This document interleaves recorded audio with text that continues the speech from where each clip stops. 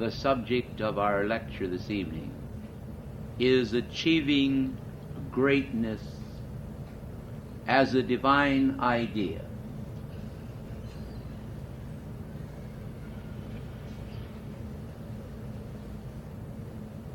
It is one which has many lessons to teach us, because in reality we are a divine idea.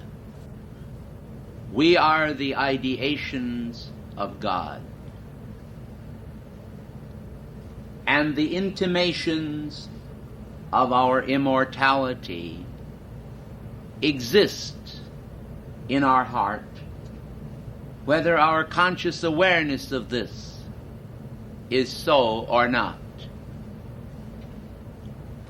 Hope is a sustaining momentum, and when hope dies, man often loses his life through the processes of physical death. Somehow or other, the greatest problem, as far as we can see, of all ages, has been a misunderstanding of both human smallness and human greatness. I think most of us would be shocked if we realized how many people the world over are obsessed with an idea of their own smallness, which from a psychological standpoint is the motivating presence behind the exertion in the world of what has been called by our psychologists a superiority complex. When I was a sales manager many years ago and dealing with people, the thing that impressed me about them was their susceptibility to flattery. Whereas I did not try consciously to use it. I used to turn around and search my mind for something nice to say to everyone, to give them a relaxed feeling and a feeling of confidence. And above all the words that I could search for, nothing was a sweeter music to most people's ears than something about themselves that gave them confidence, that caused them to feel a greater appreciation for themselves. But I began to see this as a bottomless pit, because the man who was drunk with the power of his own personality could have a very deluge of praises, his own praises, sounded in his ears by others, and he never seemed to be filled with or satisfied with those praises. It was a magic key to which every ear seemed to listen. And so I became aware, physically and consciously, from a pure standpoint of objectivity, of the fact that people loved to hear the sweet music of their praises sung. At first I did not understand this really and truly from an objective standpoint. I simply observed it without necessarily understanding it. And then as the years passed, I was able to summon within myself, from the crux of human experience, the fact that many people were guilty, without intending to be, of the sin of self-depreciation. And it was this tremendous deficit in their feeling of worth concerning themselves that made them desire to reach out and to hear some words of praise of the central theme of their life, their human ego. At first this seemed a great misfortune to me, and then gradually I came to understand that this was a substitute reality for the great realities of God, who first saw and perceived in the image which he projected into the force field of man of true greatness from a cosmic standpoint, the ideology of God. And so I begin to realize that the real problem lie in the fact that man did not have a genuine appreciation of the handiwork of God that was wrought in him in the beginning. And it was this lack of appreciation, this deficit and zeroing of human character that was responsible for the inculcation within his mind of a seeking to hear that musical appreciation of selfhood which was behind his desire to be a sponge and to soak up self-praises as a substitute for reality. How many people do you think in the world actually depreciate themselves? Most people do, but it is a relative thing, because the threshold comes where it becomes an obsessional disease, and then it is dangerous. I think we can safely say that all of us in the whole world are in a lesser or greater manner guilty of this. In some it is a very mild case, and in others it is so obsessional as to be all-engrossing. I have many times found very successful men and women who have a great vulnerability and weakness in themselves in this one area. And through the constant singing of praises, this condition is relieved. Sometimes marriage provides a substitution for praises that might be sung. And as long as their wife appreciates them, they are quite content, or vice versa, as long as their husband appreciates them. This creates a dependence upon some part of life that actually is the basis for their happiness. And when these props are removed from those who have need for this, they often collapse or fall into various forms of human neurosis. There is no real need for any of this. It is, as some men might say, a bunch of human nonsense. But it's like a great seer once said. He said, if you break your head in a dream, while you are experiencing this dream, it is just as bad as though it had happened to you physically. But, he said, the difference is when you wake up from the dream and examine your head, you know that it is not broken. You see, there is a difference then between these statements. Now, Khalil Gibran, in his book entitled The Prophet, said, we live in the crystal and the mist, and who can say that the crystal is not the mist in a state of decay? If we understand this correctly, we are able to see a difference between motive and action. Actions may occur without motives, purely spontaneously, or they may occur as the result of a motive either hidden or realized. When these motives are hidden, many times self-deceit is active in a person's life. And sooner or later, the universe will exact the penalty for a misuse of the powers of honesty by self-dishonesty. Therefore, we have always found and recommended that honesty is important. Now, I do not wish to turn your mind toward the downward path, but I do want to use this illustration because it is a human problem. Many times people will look at someone that is not their wife or someone to whom they are not married with a form of desire. Jesus Christ said, "He that looketh after a woman has committed adultery with her in his heart already." What does this mean? It means that if he allows this thought to form within his mind and enjoys the entertainment of this thought, that he has potentially in his heart committed the act. Do you see?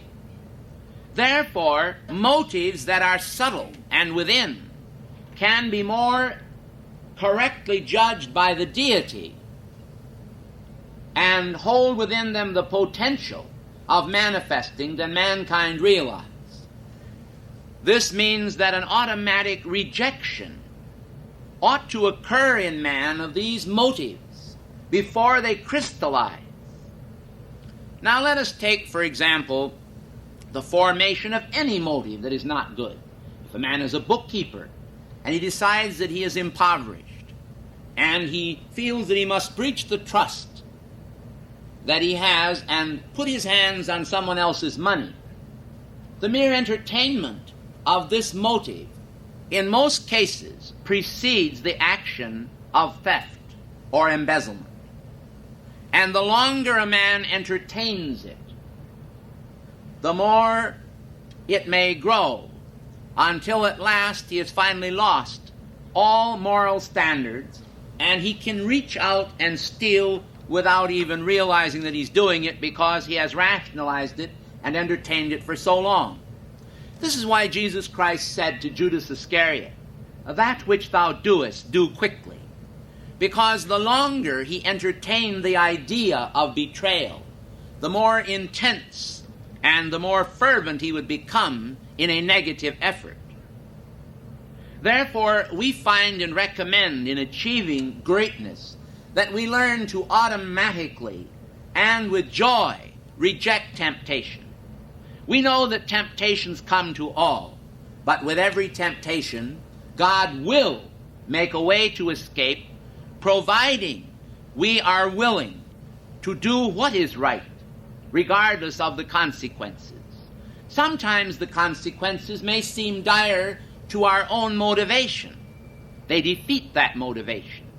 But how wise we are to choose the domain of righteousness as opposed to unrighteousness, which ultimately will lead us in a downward spiral from which we must eventually, sometime, someplace, somewhere, recover our own right and claim to true greatness.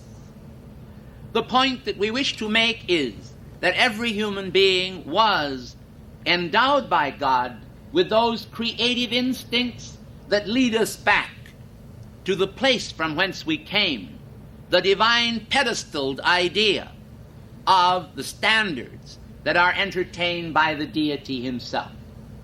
The saying has gone forth, "A rose known by any other name smells just as sweet." And so I suspect that we have seldom actually entertained divine ideas to a state of conclusion, but rather we have probably envisioned heavenly things from a very less state rather than a greater state. I believe that the magnetization of the energies of the heart and the energies of the mind are essential to achievement. And therefore, we once again draw your mind backward to the night when Jesus Christ was setting forth the power of great example before his disciples. We see the image of the Master of Masters taking a towel, just a plain, ordinary towel, and wrapping it around himself. And we see the Master of Masters kneeling at the feet of his disciples. We see him come forth to Simon Peter, the big fisherman. And we see Peter look at him with that spiritual pride with which Peter was endowed with at that time. "Lord, you can wash other people, but not me. You'll never wash me." And the words of the Master go forth. If I wash thee not, thou hast no part with me. Truth hit him like a bombshell. He recognized it because he was a good man at heart. He raised his hands up and he said, Lord, not only my feet, but my head and my hands also. The head symbolizes the thought of good. The hands symbolize the action of good. And so Peter wanted all of his motives to be cleansed. The most beautiful concept of the Great White Brotherhood was revealed in the lesser mysteries as well as the greater, but the lesser have been perverted a great deal. We spoke of this recently. We told how so many people have a misunderstanding of the powers of forgiveness, because to St. Peter was given the Great Commission, whosoever sins you shall retain on earth, they shall be retained in heaven. And whosoever sins you shall loose on earth, they shall be loosed in heaven. Therefore, St. Peter was given this power. And actually, the Great Commission was to all who represent life consciously and willingly. We all have the right to forgive sins if we will tie into the vibration of the Master. But what is forgiveness of sins? This was truly explained in the lesser mysteries and was understood by mankind. Had it been pursued in the Christian church, we would not now have the chaos that manifests in the world. How many people go to a confessional altar and say to the priest, Father, I have sinned. I have committed a great wrong. The priest says, Son, you have confessed your sins. Now you are absolved and God has forgiven you. And people have not understood what forgiveness entails. Forgiveness, in effect, is forgiveness of the motive. And the purification of the individual is granted in a purification of motive, of cause.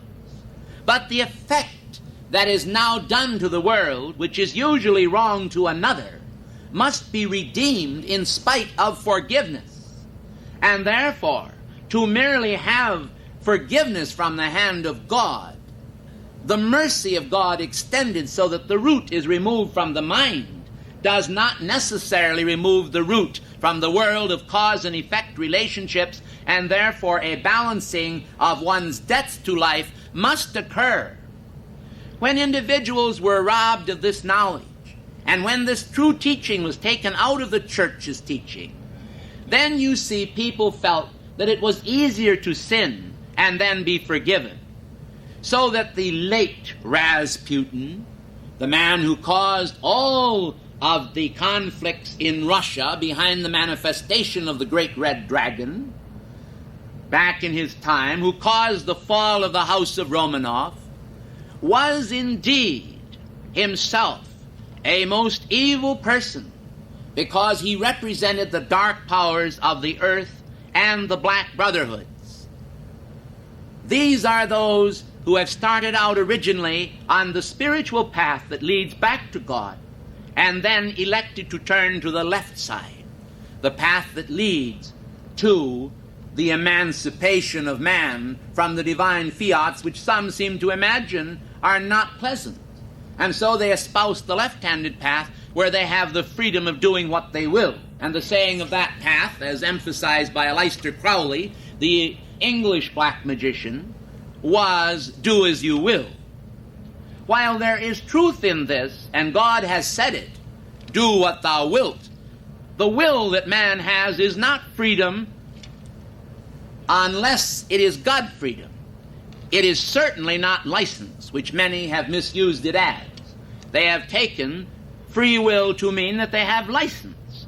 And I thought it quite marvelous when the city of Washington, D.C., many years ago, had a D.C. driver's license on a telephone pole.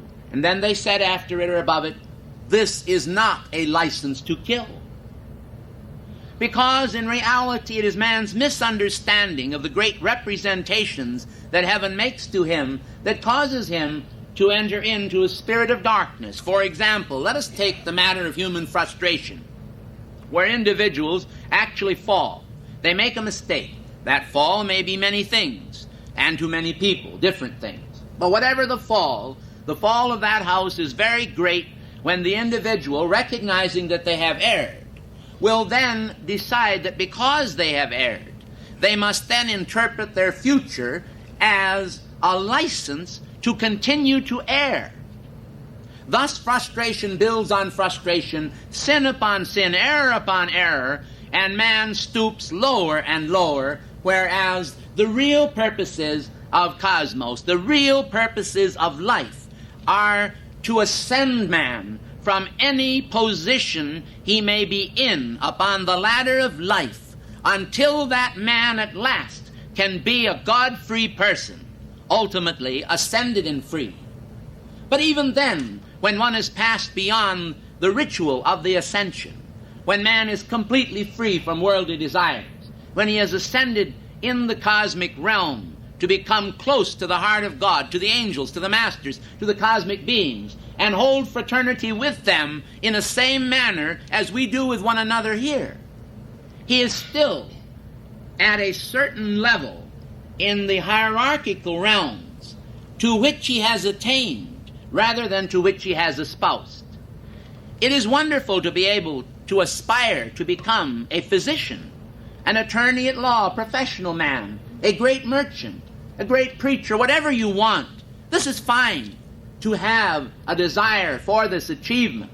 But the pathway, that's the problem, that's the rub, because there's many a slip twixt the cup and the lip, and as anyone knows, one has to study to show themselves approved unto God or man in order to make a true ritualistic human achievement upon the face of this planet. You do not see successful professional men simply because they wanted to be successful. There is much effort and nobility behind it. And in a way, even human achievement can be used as a stepping stone to divine achievement if God wills it so, and man also wills it so. For there must be a meeting between the flint and the straw ere there be a spark kindled. And the meeting requires not only the divine blessing and goal fitting which God has extended to us, but there must be a ratification, a consent by an individual to that goal fittedness, so that there is an actual flow established between the yin and the yang, between the negative and the positive. Obviously, the universe is greater than the microcosmic universe. The measure of a man, what a man is and what he can be. So if we are to achieve true greatness, it must be the result of our persistence in casting out the mediocre elements of our life and enthroning those vital and volatile ideas that will produce a man or a woman who is climbing the ladder of life because they want to do so. Think for a moment and realize that in the world of objectivity, in the world of form, we have seen, we have witnessed many examples of beauty and perfection in a Leonardo da Vinci struggling with the Pope as he executed the great paintings in the Sistine Chapel in Rome. Or we have seen Grandma Moses in our time, at the age of 70 or more, elect to become a painter, to change her vocation, and to release into the world a demonstration of her persistent determination to be great. And so now we come to the point where the master has the towel, and the master is washing their feet, and he makes a pronouncement that ought to echo down the corridors of all lives. He that will be great among you, let him become the master of all. No, that's not right. He that will be great among you, let him be the servant of all. And it is in great service, in a selfless service, in a selfless determination, not necessarily to be a doormat, but to be, if necessary, a gatekeeper in God's house, whatever is required. To wear the badge of humility not as false humility, but to wear the badge of humility within your own heart. To know as Christ knew, of myself I can do nothing. But because I am one with thee, my Father, because I am one with Spirit, I can do all things. To recognize the regenerative potential of the universe as existent, but existent within the framework of selfhood. This is essential. Oh yes, it's beautiful to look out here over the panorama of the human sea, to see all the different people in the world and to find that certain ones achieve name and fame. This is fine. This is great. But for what are they distinguished? That is important. Many of them that achieve fame today achieve it at the expense of soul and soul qualities. They bow their knee to the Moloch of human greed, and their real motive is that they may have security for a few years, or perhaps even riches, that they be recognized by people wherever they go for their achievement. Verily I say unto you, this has its price. This has its price, and they have their reward. But those that elect to pursue selflessly cosmic goals, to recognize that to extend the cup of comfortability to mankind, but not necessarily to spare him chastisement when you know that those words will provide him salvation in the future. This is the hand of God working through all of us, through any of us. For in reality, each man may of necessity at times find that he must become the scourge of God. And where more than in the home? Train up a child in the way in which he should go, and when he is old, he will not depart from it. St. Paul said that in the last days that men should be lovers of pleasure more than lovers of God. He pointed out how easy it was for man to depart from the way, the straight and the narrow way that leads to eternal life. And so, what has happened in our age is that fathers have failed to provide the rod and rule the home with that discipline which many years ago commanded respect and wrought a man who could stand up and understand that he was not the only man in the world, but that laws were created in the world in order to establish a code, a standard of justice, and that the violation of those laws in itself would bring defeat to the whole social structure. So what then is the cause behind the delinquency of our time, if it lies not to some degree in man's failure to train up a child in the way in which he should go? And how very easy it is, as the story has been told, of the boy who went out, the little 4-H boy, and he decided that he would carry his calf over to the feeding trough. And so he put the calf very easily on his shoulders when it was a few days old and carried it over and went on with this day after day as the young calf grew, and the first thing you know, he was able to lift a cow. So we have to understand that it is in gradual systems that we are able to rise to great strengths. But it is also the opposite way, and we must not fail to recognize this, that any man, any woman, can very easily, through inattention to responsibility from day to day, build a negative momentum just as easily as they build a positive one. So we are the masters of our destiny. We are the architects of our fate, as was said, working in these walls of time. So you see, we fail to depart and leave behind us, written on the sands of time, the acts that man can call sublime. What do we leave but a track of infamy, simply because we were not self-disciplinarians? Heaven is not going to come down and provide any more inspiration for us of necessity. Oh yes, the masters have done this as though to belie my words. But this in itself is not heard by all, for many have never heard an ascended master dictation. They have never held contact with a master in any way. They don't even believe in masters.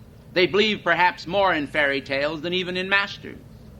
And therefore they know not what they do. We should understand then that God has placed within our hands the means of our salvation. He has placed within our minds the alchemical spark and fire by which we can transmute even our human judgments and despairs into the glories of God and the power to free us from those elements of bondage which are human. Do you realize what this means? This means the eventual emancipation of every man, woman, and child through self-effort. The whole problem is lain actually with the fact that mankind have expected the gods to descend from heaven. And they have expected salvation to come through messiahs. They have expected it to come solely through Jesus Christ, and have not understood that we cannot just put our arms around him and say, Lord, we love you, while denying him in our daily life and before men. He that will deny me, the Master has said, before men, I will deny him before my Father. Mankind has transferred this into a ritual drama, whereby they think that one day, in all of the thousands of days that come out from the numberless realm of God, suddenly the judgments of God will be pronounced, and he will appear upon a white cloud. It is not that we fail to have this hope within ourselves. All things are possible with God. But for many men, thousands of years ago, this would never have happened, nor are we guaranteed that it will happen in our time. Therefore, we must recognize that our time is God's time. And in God's time, we can, if we will, produce the same examples that the saints produced. We can be just as holy as the saints were, because we were made in God's image. Does anyone dare to tell me tonight that if we were made in God's image, that we have no right today to remain in that image, or to transfer our consciousness back to that pristine state when the beauty of God is once again allowed to soar in the realm of the mind? I believe that in every age the divine potential exists. I believe that in the time of Enoch, the seventh from Adam, that the potential existed, and Enoch said, I want God. And he was not, for God took him. Enoch was a great patriarch and a true master of wisdom. He is not dead, nor does he sleep. He liveth, because God liveth. Surely we know that in this world of accidents and confusion and darkness, with a little sprinkling of joy that comes to mankind, there is a short realm in a relative sense in which we all live. And that realm is purposeful. It is full of purpose. It is charged with the great potential of man's opening the doors of God to become truly great. For greatness is not to be captured in the realm of the world's idea of greatness alone. This is preparation.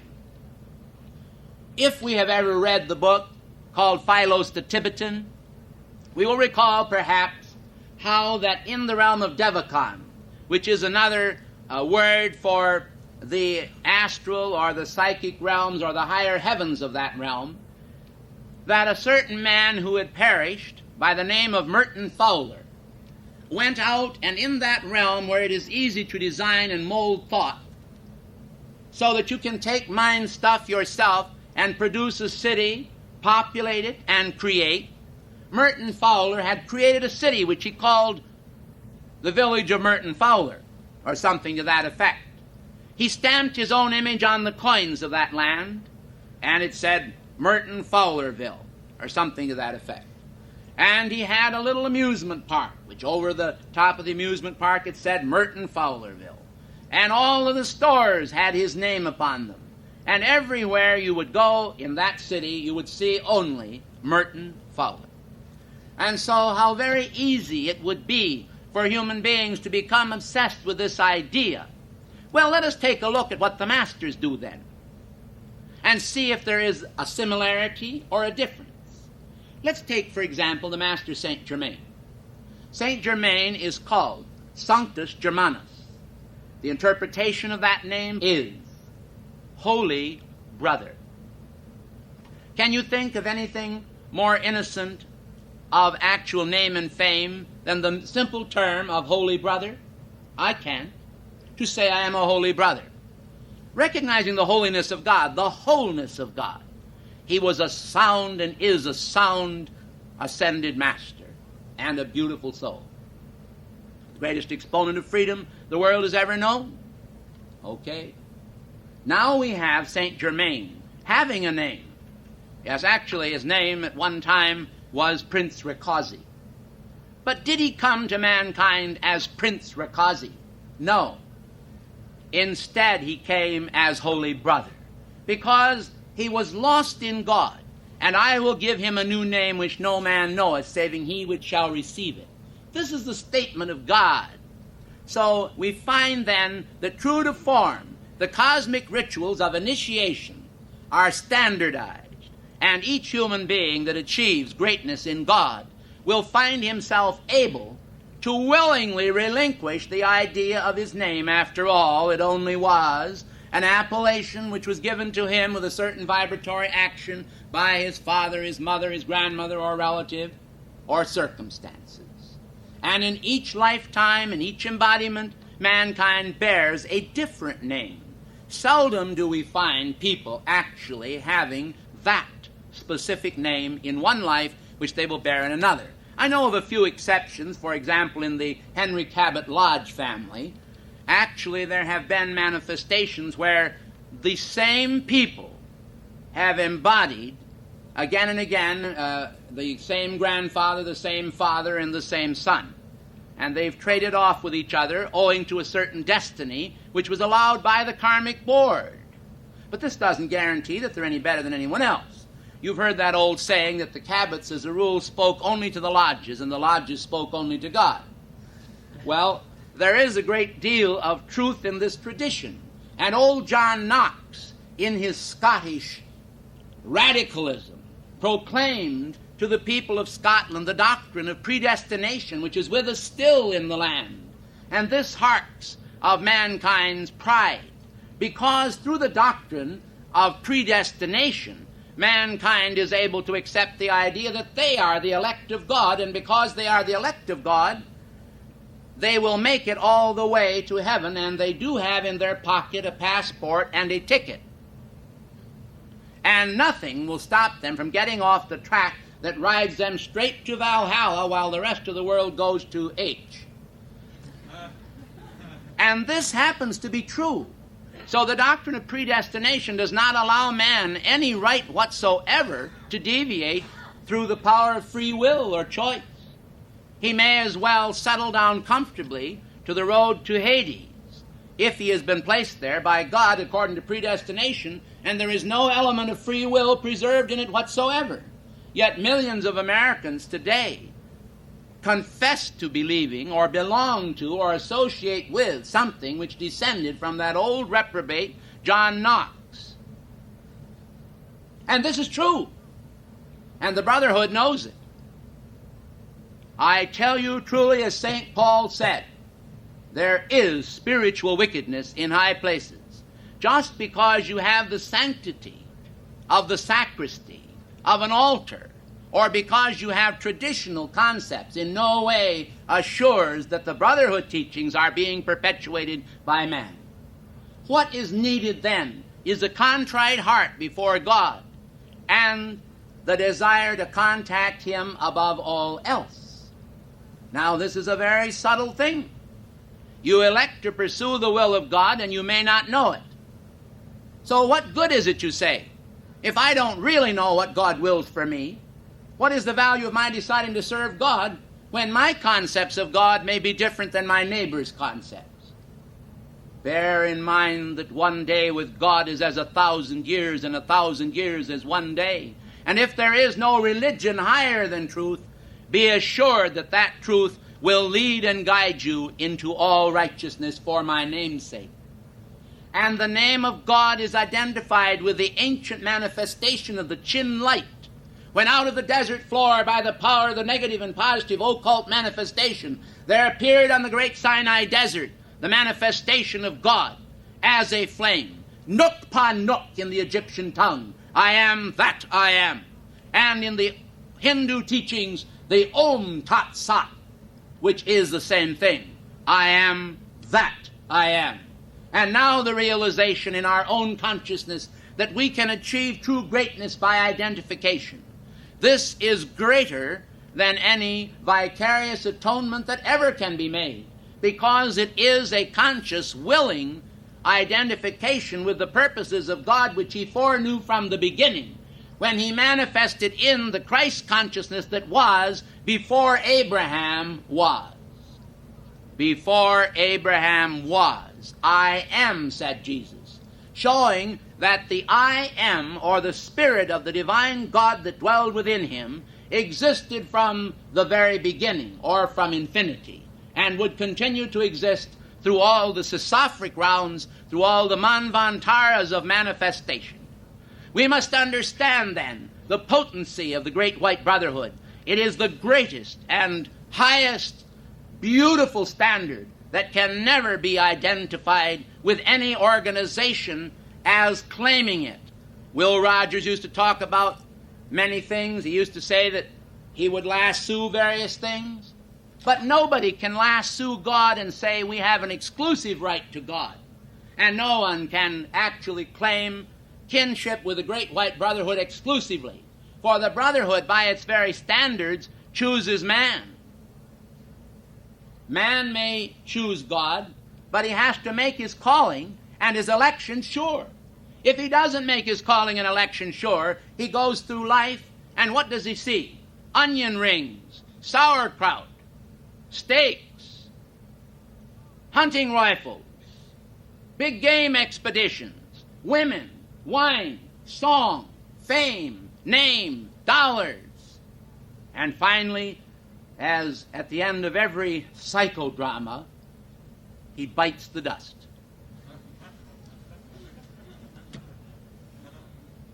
The end of a life. A great deal, isn't it? And then he comes back and he sits in a little family high chair somewhere, and a lady takes out, a lady he doesn't even know, because after all, she's only his mother, but he doesn't really know that. And so she extends a spoonful of oatmeal to him, and it dribbles down his chin, and he has to learn to talk and walk all over again and go through the same old circus. For what purpose? Just for human nonsense.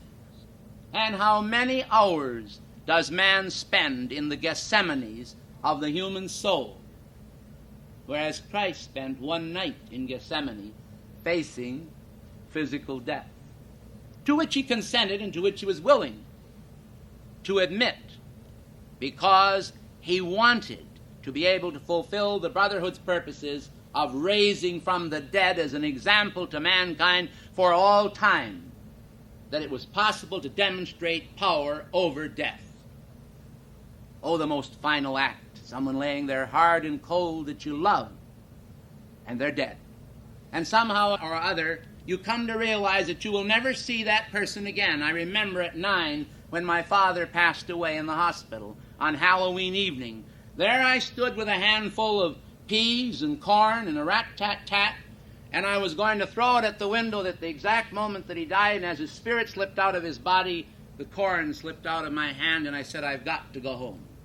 And so I ran home as fast as I could, only to have the telephone ring just as I got there and say, Mr. Prophet is dead. And my mother let out that great moan that sounded like the cry of Egypt when the firstborn sons were killed all over Egypt, and I was heartsick. And I went to bed and fell asleep and woke up the next morning, and I said, I will never see Daddy again.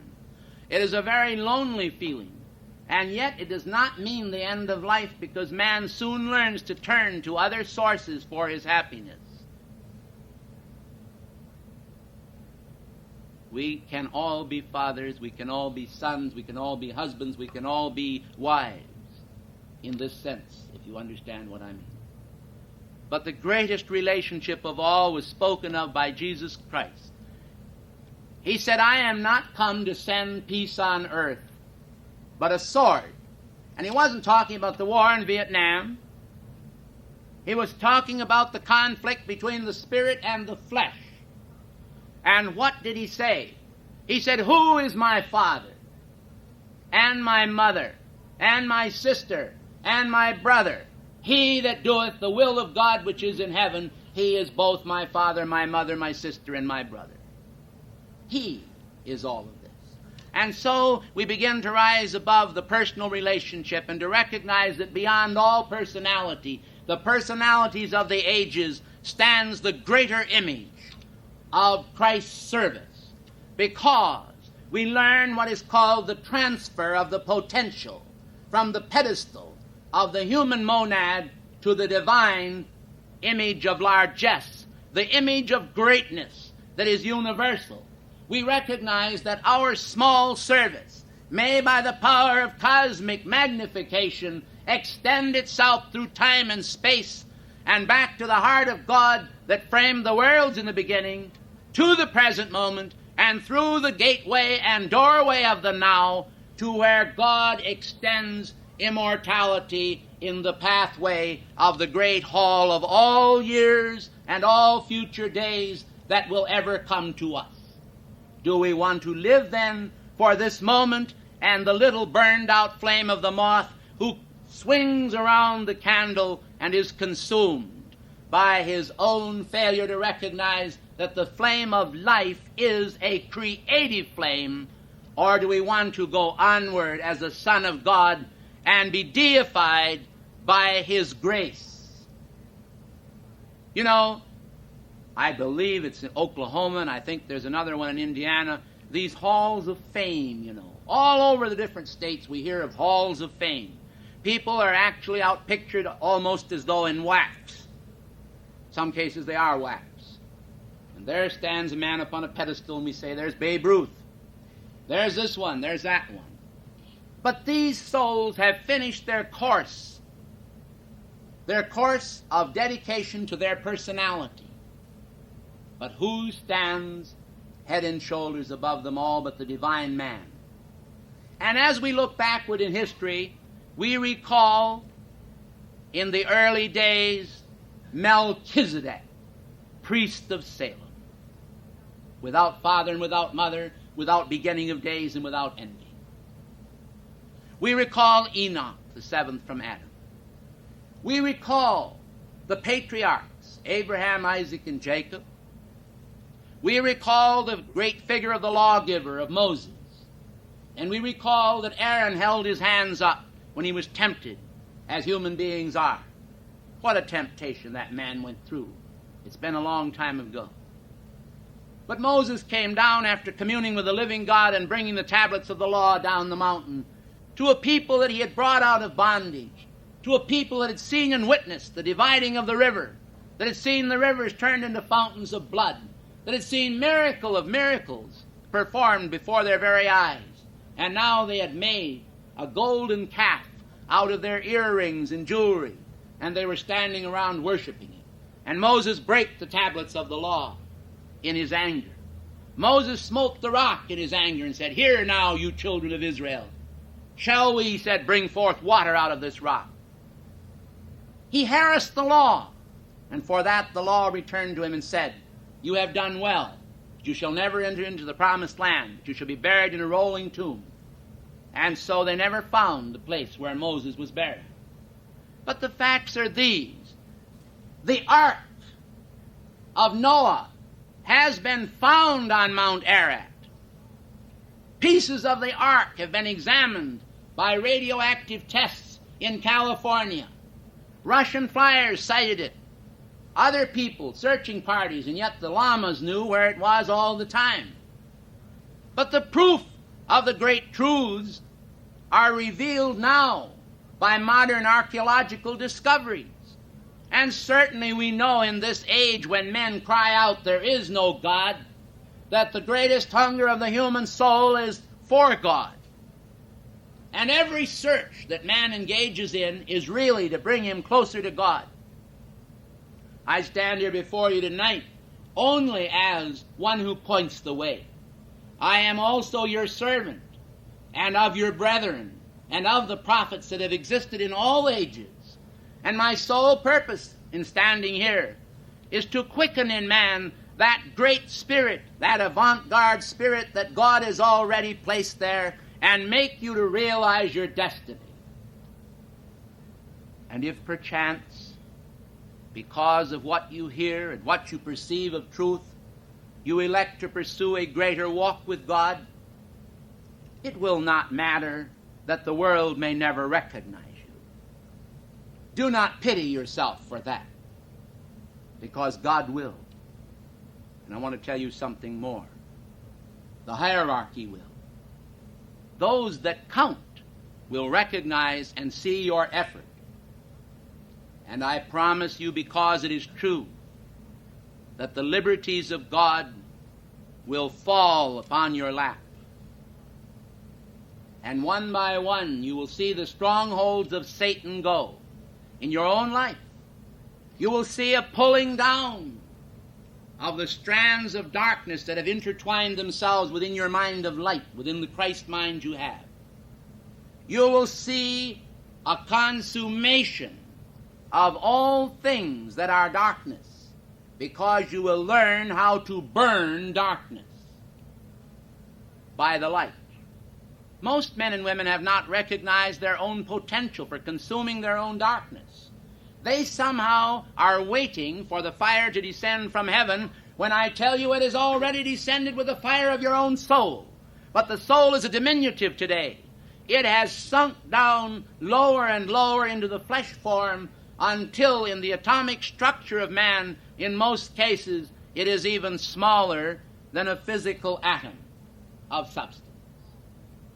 Now then, as we start to reverse the process, we will find that all of you can be taught and can practice the ritual of blessing the flame, of hallowing space, of recognizing your potential, of achieving true greatness, because greatness is not to be judged by the physical sense that man has of what greatness is. It is to be judged by that which is to come, that already is. We have all heard, if we've read the scriptures at all, of the beast that was, of the beast that is, and of the beast that is to come. Now I speak to you of the man-child who will rule the earth with a rod of iron. I speak to you of the discipline of he who sits upon the white horse, of he who is the rider of the ages, who comes forth with his vesture dipped in blood. And what is blood the symbol of but life? And what is life the symbol of but God? And therefore it is through the alchemy of the Spirit that all things of the flesh will be overcome.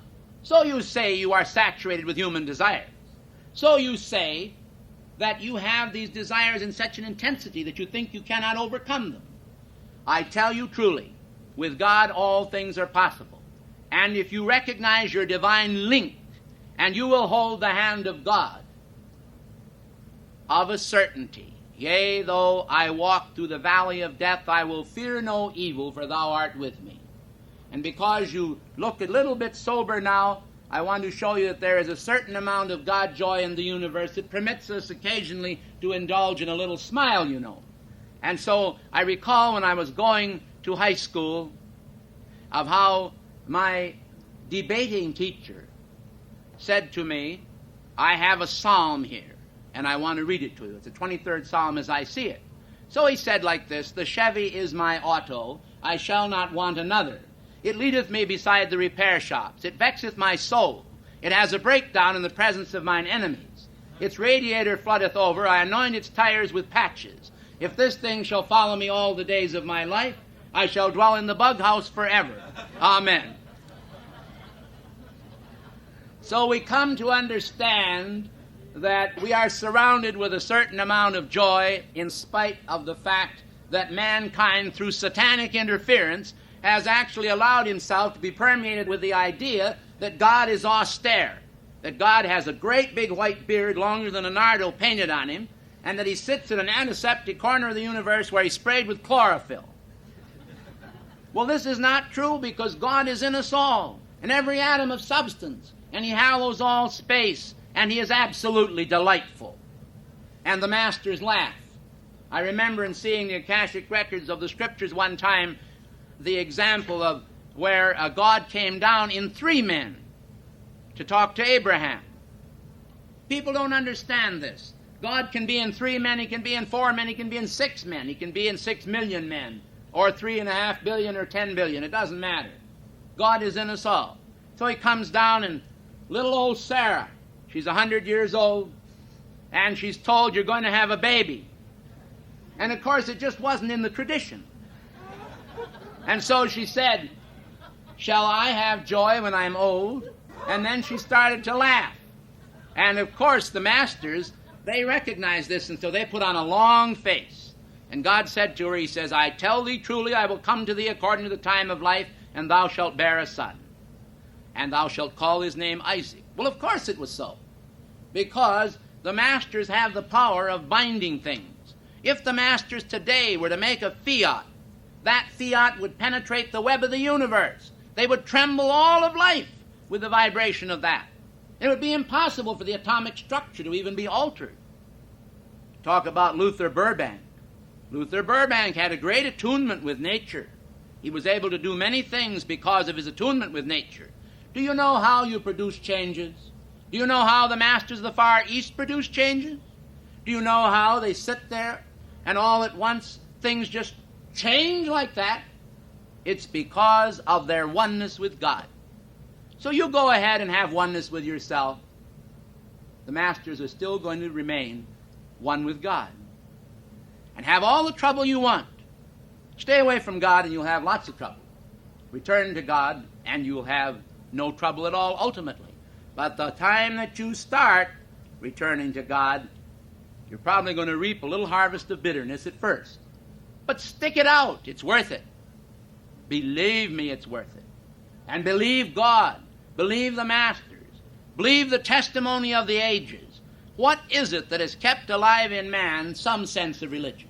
But oh, what a sham people make of it in some cases. But why do they make it that sham? Because they themselves don't understand it. The blind lead the blind, and they all fall into the ditch. But boy, is it worth it. So let's decide now that we're going to achieve that kind of greatness. And then nothing shall be impossible unto us. Lo, I am with you always, the Master said, even unto the end of the age. How beautiful that he is with us, that he will help us. And when we don't need him anymore, we'll be strong enough. But do you know why there is this great attack upon the souls of men like St. Augustine? Do you know why Augustine started out to pray, and then in the desert, all of the desert began to howl at him, shriek at him, and he heard terrible sounds that would almost drive a person to insanity? Why did that happen? Why did Augustine have so much trouble? Why have many of the saints had tremendous trouble? Why did St. Teresa have cancer and Pythagoras have heart trouble? Why does these things happen? Ramakrishna had cancer of the throat. Why? Well, it's really very simple. The moment anyone starts on the spiritual path, they have to realize that other people have started on the spiritual path before. St. Paul said we all run in a race, but one receiveth the prize. And who is that one? It's the victor. But get this now, watch it. One receiveth the prize. We all run in a race. So the many people who have preceded us upon the planetary body, some of them have succeeded. Do you understand? But many have failed where each one succeeded. There is a statement in the old slokas that reads like this: for every 1,000 that seek me, that's the way it starts, only one shall find me. I think I missed a point here. I'll try to start it over again. So it's difficult sometimes to be absolutely sure of a quotation. I believe it says that for every 1,000 people who seek me, or to start on the path, that is, one will find the path, or something to that effect.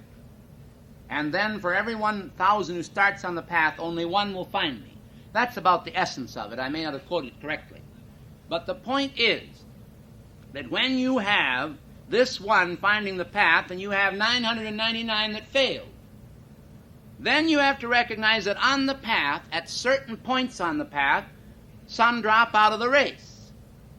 But you have to recognize another point, that before the fullness of God can be bestowed upon people, at one point where they may have achieved some phenomenal development in magic.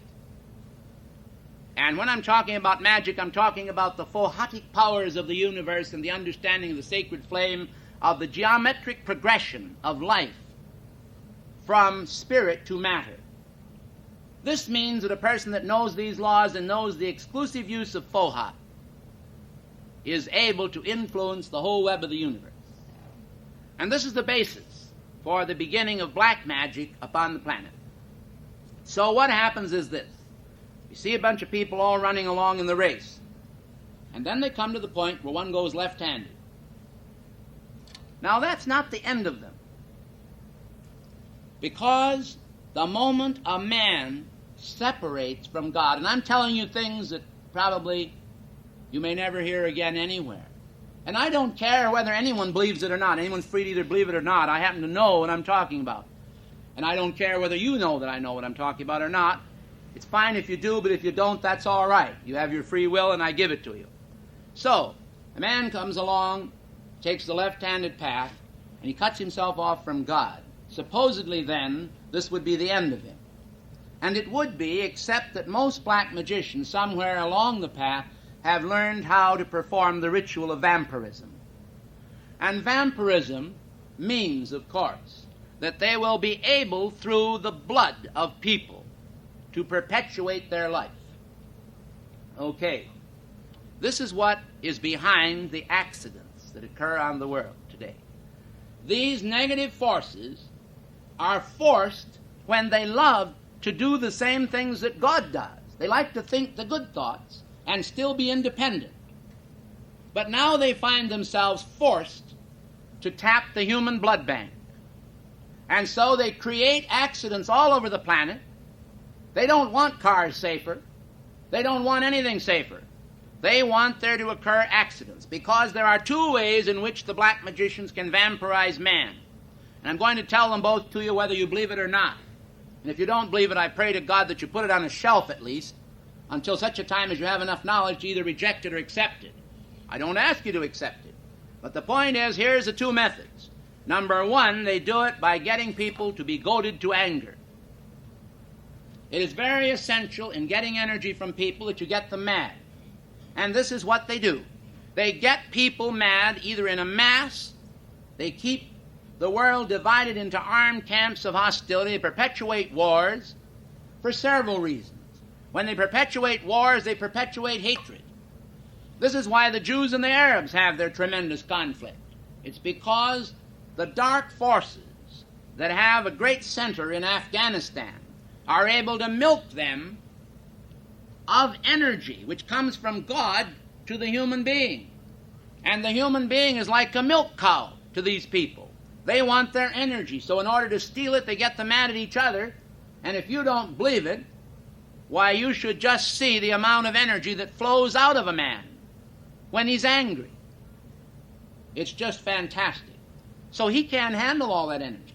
So he either becomes angry and kills somebody or does something terrible, or he leaves the energy sit in his aura, where these spirits, like leeches, these dark ones, pull the energy away from him until he's drained of all the vitality that caused his anger, and then after the anger subsides, he thinks, well, the anger subsided.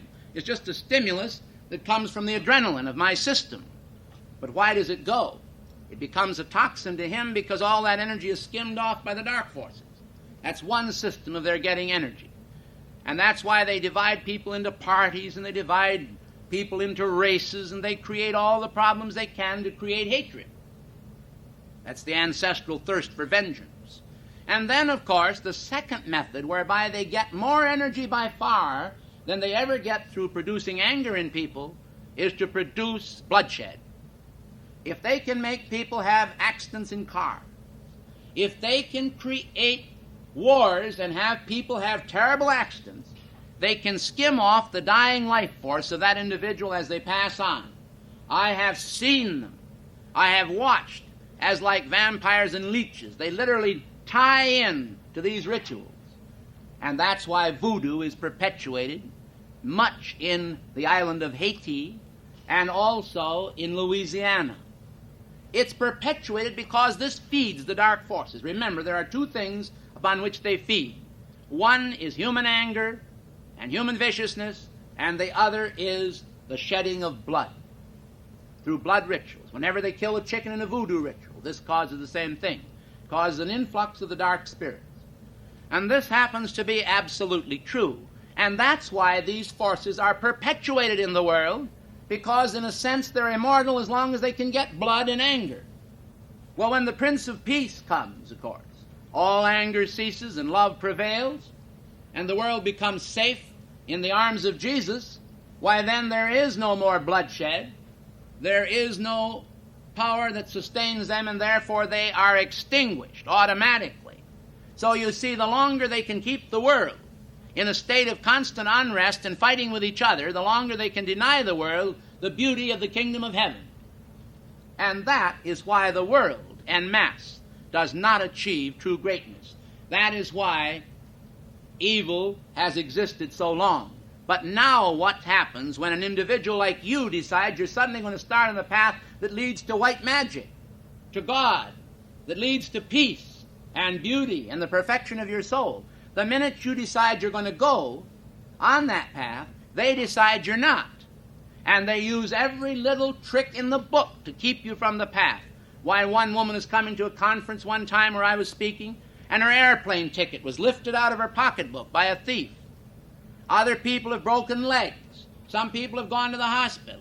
They've had all kinds of problems. Why? Because the dark forces don't want you to hear the truth, because the truth will make you free. Oh, it isn't going to free you right tonight. You're not immediately going to hear the truth and then suddenly decide that you're going to be free. It's going to start as a process whereby you begin to fit all of this into what you know of truth, and finally at last are able to accept it.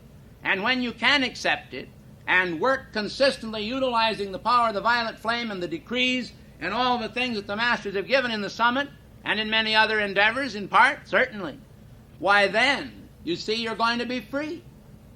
And when all mankind begin to understand this, they'll all be free. And then the peace of Christ will cover the earth, and the knowledge of the Lord will cover the earth as the waters cover the dry land.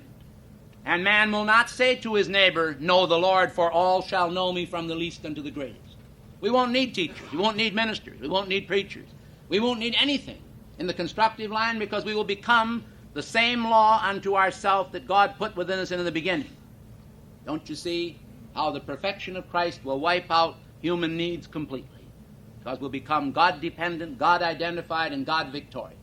Thank you.